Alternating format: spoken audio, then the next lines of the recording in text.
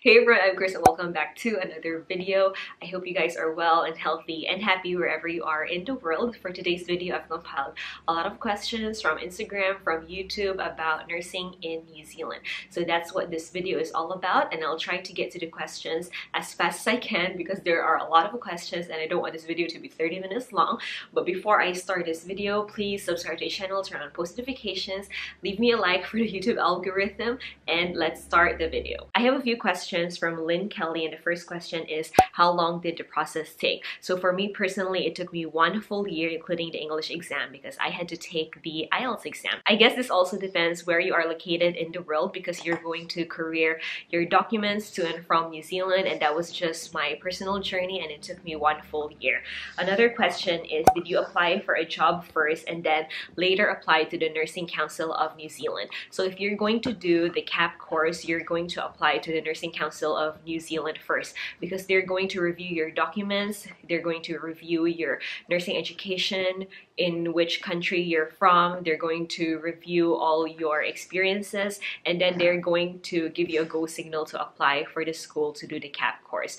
So once you finish the CAP course, that's when you get your registration, and that's when you start applying for jobs. So the last question from Lynn Kelly is that I am a nursing student and I'm graduating soon. Where should I start? My answer to this question is to look for a nursing job straight away, because the Nursing Council of New Zealand requires a minimum of 2 years in the last 5 years so that you can apply for the CAP course. The next question is from May Curry, and she asks, where did you buy your books for the course and is it provided by the school?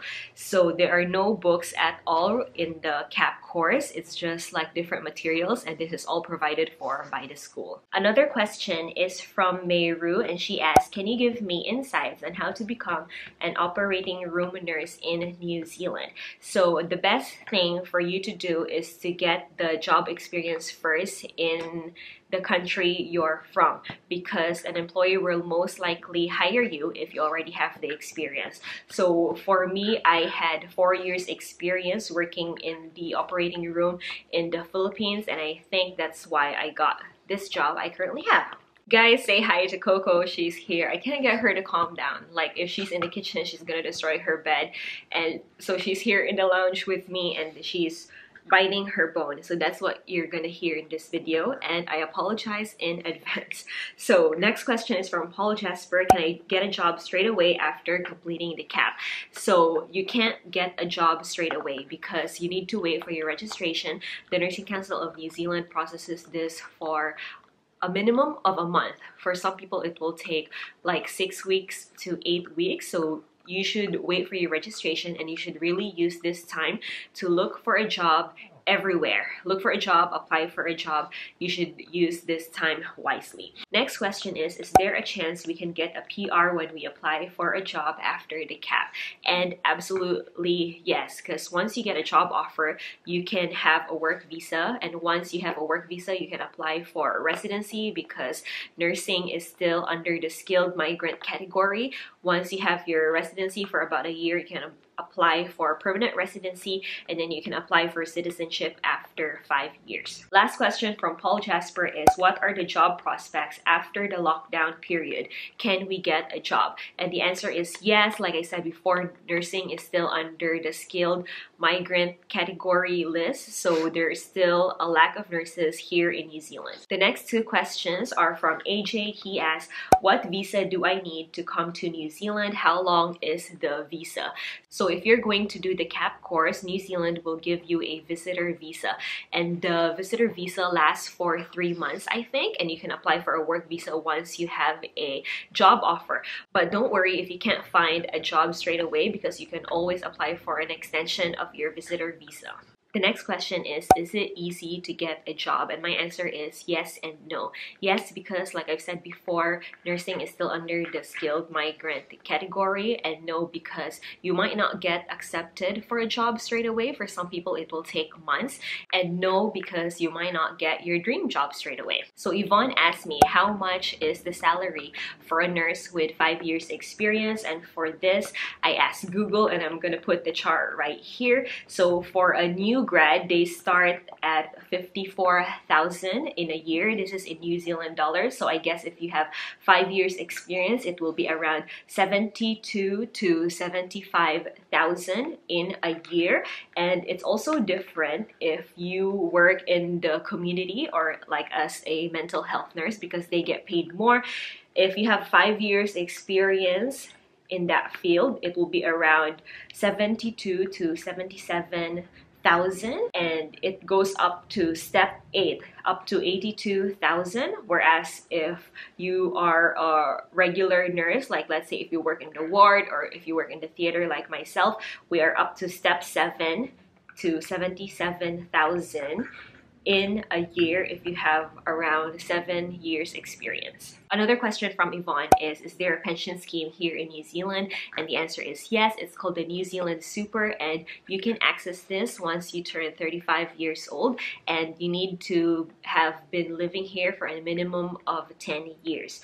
And we also have this thing called Kiwisaver. So essentially you have 2 types of scheme that you can access once you are retired. So the Kiwisaver is a retirement savings account that you can only access twice in your life. So first, if you are buying your first home, and the second time if you are 65 years old. Another good thing about the Kiwisaver is that you can automate it.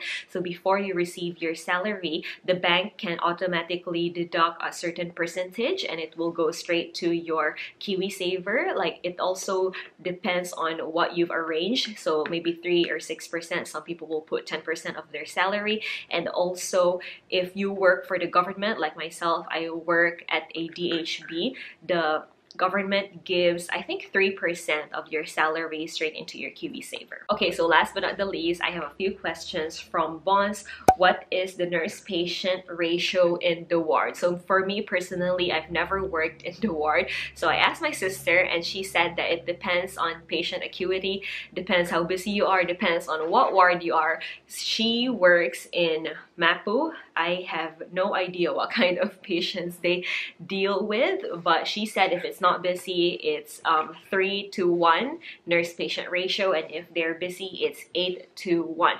So from personal experience, I work in theater, so we have 15 theaters in our department, and in every theater there will always be 3 nurses. And that's the good thing about working in a big department, is that if we have a lot of sickness, our manager can just send out a text and the casual staff can pick up the shift. And if we're really desperate, wherein we have a lot of sickness and not many people pick up the shifts, so we can manage with 2 nurses in a theater. It's gonna be difficult, it's gonna be hard work, but we've done it and we managed. Guys, the lighting in this video is all over the place because I'm filming in front of a mirror, and then the sun can make up its mind whether it's going to be sunny or cloudy. I hope it stays sunny because I'm going somewhere this afternoon to take photos with the cherry blossoms. So I hope it's sunny. It stays sunny because this place is like 40 minutes drive from where I'm from. But anyway, let's get to the next question. Bonds also asked about overtime pay, and yes, we get overtime pay. We also get penal rates. Penal rates is when you work late shifts, for example, so you get time and a quarter of your normal salary. For weekends, you get time and a half your normal salary, and on holidays, you get ×2 your normal salary. So in my department, everyone wants to work on a holiday, and it's really good money. So finally, we are at our last question. I thought this video would take longer, but I think I can fit all this in 10 minutes. Bonds asks, what is the work-life balance here in New Zealand? So I'm speaking from personal experience as a theater nurse working in a large department. For me, the work-life balance is wonderful. I really do enjoy it because you have the option to not work full-time.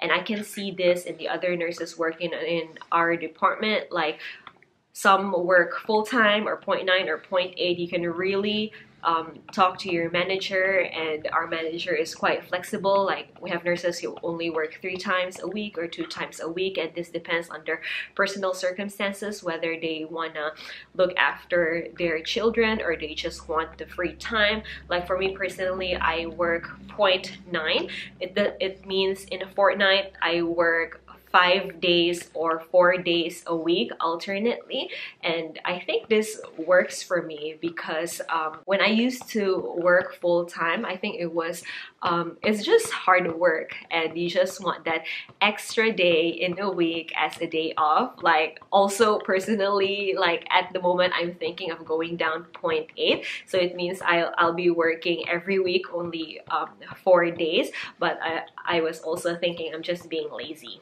and I can actually work 5 days a week. So that's where I'm at the moment. I'm 0.9, 5 days and 4 days alternately, and I love it. So we've reached the end of the video. Thank you guys so much for watching. I really appreciate it. Please subscribe to the channel, turn on post notifications, leave me a like, leave me a comment, give me ideas on what videos you want to see from me next. So here's Coco, so you will like this video for the YouTube algorithm. And I'll see you guys next time. Bye. Bye.